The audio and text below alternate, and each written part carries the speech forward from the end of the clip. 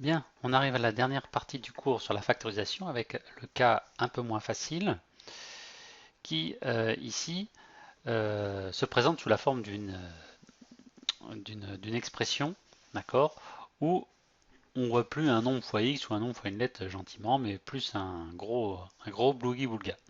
En fait, il ne faut pas se laisser impressionner et il faut toujours penser que ça ressemble à KA plus KB, d'accord, avec x plus 5 qui joue le rôle de K, puisqu'ici et là on a un fois, et A joué par le rôle de 3x plus 2, et B qui est joué par moins 4x plus 8.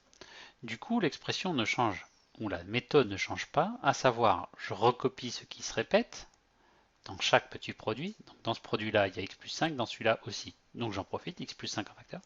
J'ouvre un crochet et je recopie la ligne du dessus sans ce x plus 5.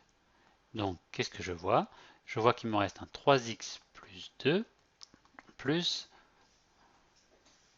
moins 4x plus 8.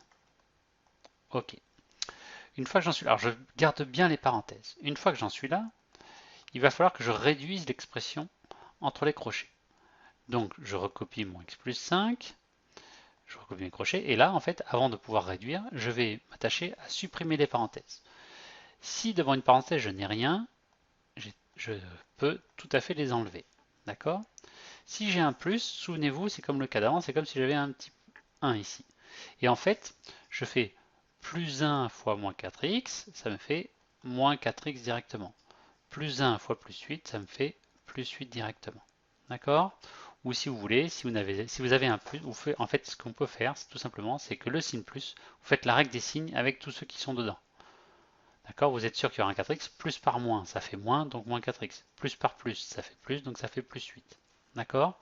Et à la fin, vous aurez x plus 5, facteur de moins 1x plus 10. Ok? Prenons un autre cas. Je prends celui-ci, par exemple, et je vois que du coup, ici, x plus 2 se répète.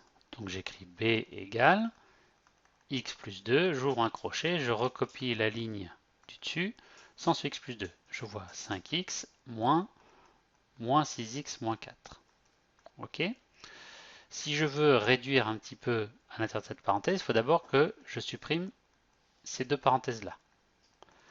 Donc ça me fait x plus 2, le 5x à personne autour, c'est bon. Et là, le signe moins, il va se répercuter sur chacun des signes à l'intérieur. Donc je sais que par exemple j'aurai un 6x, je sais que j'aurai un 4. Mais quels vont être les signes devant? Je fais moins par moins, plus. Donc ça devient plus 6x. Je fais moins par moins, plus, plus 4. D'accord? Et du coup, une fois que j'en suis là, il est aisé de finir. 11x plus 4. D'accord? Donc c'est ce que j'ai mis dans votre cours ensuite, qui doit être ici. Voilà.